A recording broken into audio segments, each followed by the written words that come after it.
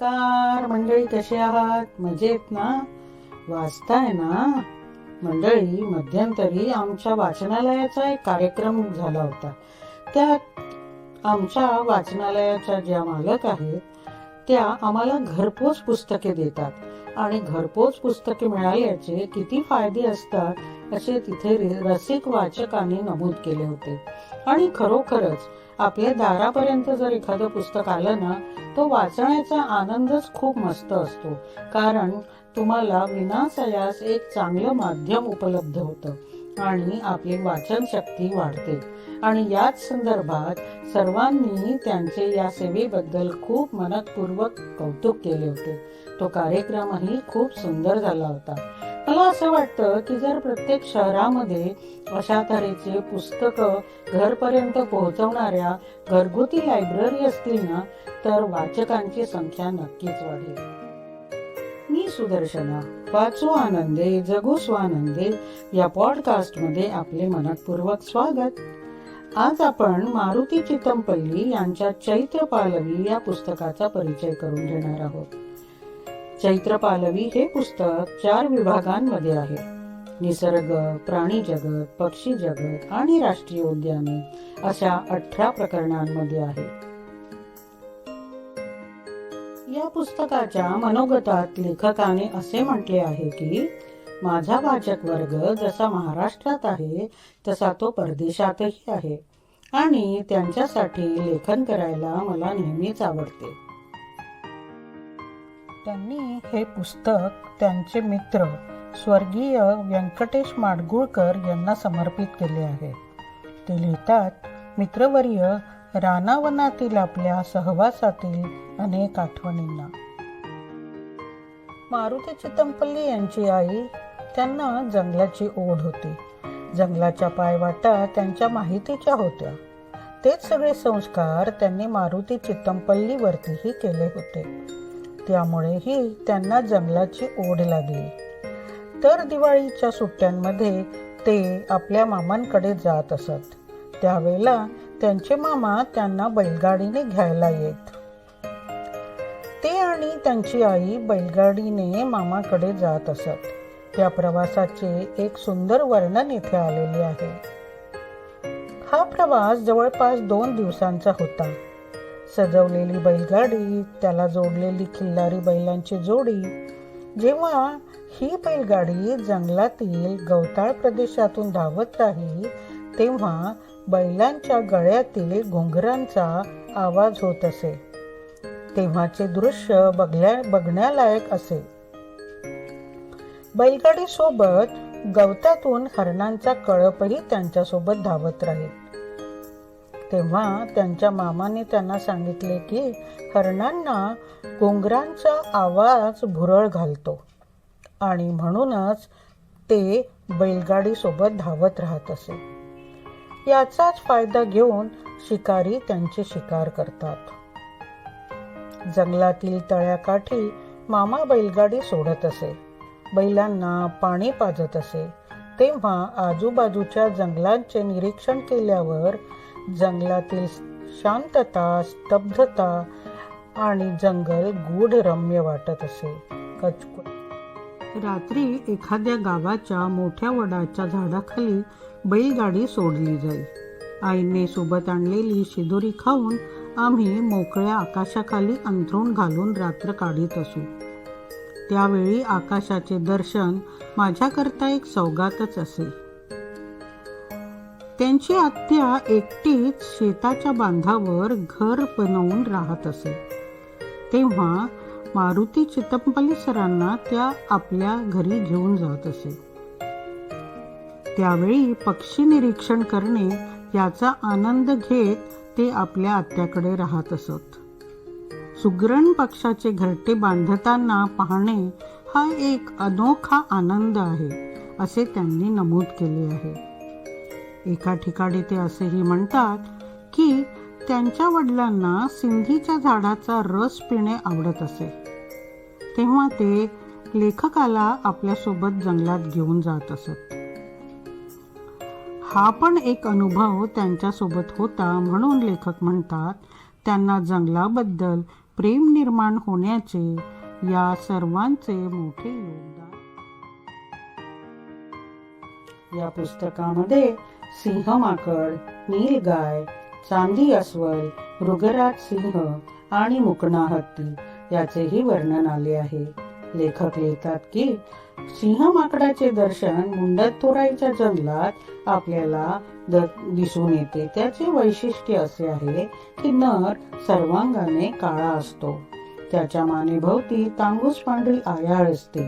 त्याच्या शेपटीच्या टोकावर सिंहाच्या शेपटीसारखाच गोंडा असतो. म्हणूनच त्याला लायन टेल्ड मंकी म्हणतात. नीलगाईला गवली म्हणतात व नराला नील घोडा म्हणतात. जंगलातील जनावरांना नाव देण्याची आदिवासींची पद्धत खूपच अनोखी असते. त्या जनावराच्या पाठीवरील चंदेरी राखी रंगाचा पट्टा असतो म्हणून त्याला चांदी अस्वल म्हणतात.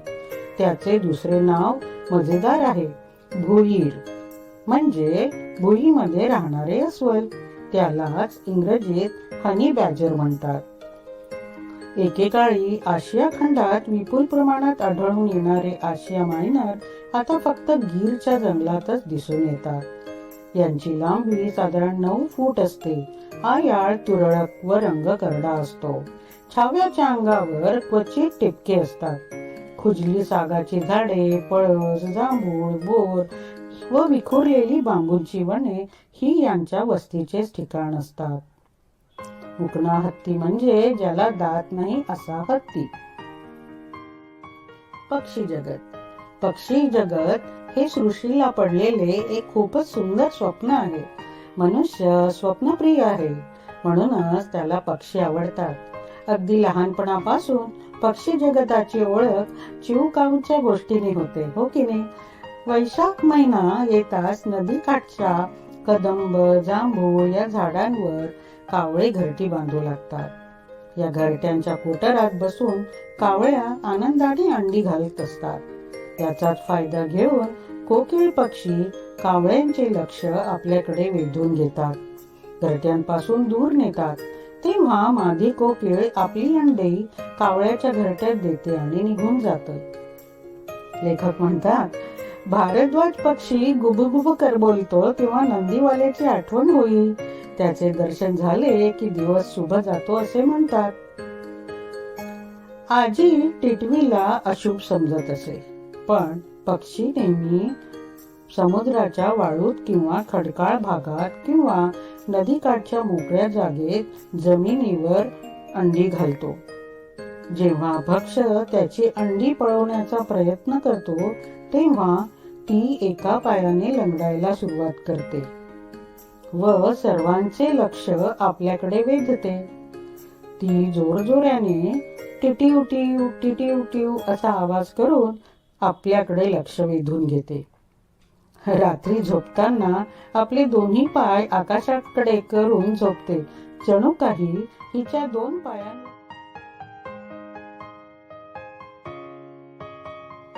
मोर. कार्तिक स्वामीचे वाहन असलेला मोर जगातील सुंदर पक्षी आहे, पण त्याचे पाय कुरूप आहेत याचे त्याला दुःख आहे. रामदास स्वामींनी योग्यच म्हटले आहे, जगी सर्व सुखी असा कोण आहे, विचारी मना तूची शोधूनी पाहे. या उक्तीप्रमाणे मोराच्या पायाची एक दंतकथा आहे. एकदा साळुंकीने मोराचे पाय काही दिवसांकरता उधार मागितले, पण नंतर मात्र कधीच परत केले नाही. तेव्हापासून त्याचे पाय खूपच कुरूप आहेत. गरुड पक्षी आणि सापाचे वैर सर्वांनाच परिचित आहे. कदाचित म्हणूनच सापाला जे लोक वश करतात त्याला गारुडी म्हणत असतील. हंसाच्या निरक्षर या अलौकिक प्रवादाचा सत्यांश पाहण्यासाठी अमेरिकेतील काही शास्त्रज्ञांनी काही प्रयोग केले. वॉशिंग्टन येथे डॉक्टर कॉल्सन यांचे म्हणणे असे आहे की हंस पक्षी जेव्हा काही खातो तेव्हा द्रव पदार्थ त्याच्या चोचीतून बाहेर पडतो व तो फक्त घन पदार्थ गिळतो. जेव्हा आपण हंस पक्षाचे अवलोकन करतो तेव्हा आपल्याला असे लक्षात येते की त्याचे आवडते खाद्य कमळाची नाळ आहे किंवा बीज तंतू आहे. जेव्हा तो खातो त्याचे पाणी खाली सांडते व त्यामुळे पांढरी तंतू तो आवडीने खातो. याला निरक्षार असे म्हणतात. पक्ष्यांबद्दल एक भ्रामक कल्पना आहे की दिवस उजाडल्यावर पक्षी चारा खायला आपल्या घरट्यांतून उडतात व संध्याकाळी आपल्या घरट्यांकडे परत येतात. परंतु पक्षी घरटी फक्त विणीच्या हंगामातच बांधतात. पिले मोठी होऊन उडून जातात तेव्हा ते घरट्यांकडे पाहत देखील नाही. सिंदबादचा रूख. रूख हा एक अजस्त्रकाय पक्षी आहे. त्याचा सर्वप्रथम उल्लेख अरेबियन नाईट्स मध्ये आढळून येतो. दर्यावर्दी सिंदबाद याच्या 2ऱ्या आणि 5व्या गोष्टीमध्ये रूख पक्षाचे वर्णन आले आहे. त्याच्या अंड्याचे वर्णन करताना असे लिहिले आहे की सिंदबादला हे पाहायला खूप पद्धतीने फिरावे लागले. 13व्या शतकाच्या सुमारास रूख पक्षाचे वर्णन आले आहे. हा एक गरुडासारखा दिसणारा पक्षी आहे. त्या पक्षाची लांबी 20 कदम होती व त्याच्या पिसाची लांबी 12 कदम होती. या पक्षात इतकी शक्ती होती की आपल्या पंखांच्या बळावर तो एखाद्या हत्तीला सहज उचलून नेऊ शकत असे. शेवटी आपल्या ताडोबा राष्ट्रीय उद्यानाचे सुद्धा एक सुंदर वर्णन या पुस्तकात आले आहे. रात्रीच्या सफारीच्या वेळेला लेखकाने त्यांच्या मित्रांबरोबर घेतलेला हा अनुभव आहे. ते तुम्ही नक्कीच वाचून बघा, म्हणजे तुम्हाला त्यातले मजा आणि महत्त्व कळेल. भेटूया पुढच्या महिन्याच्या 2ऱ्या रविवारी एका नवीन पुस्तकाचा परिचय करून घेण्यासाठी. तोपर्यंत वाचत रहा, मस्त रहा.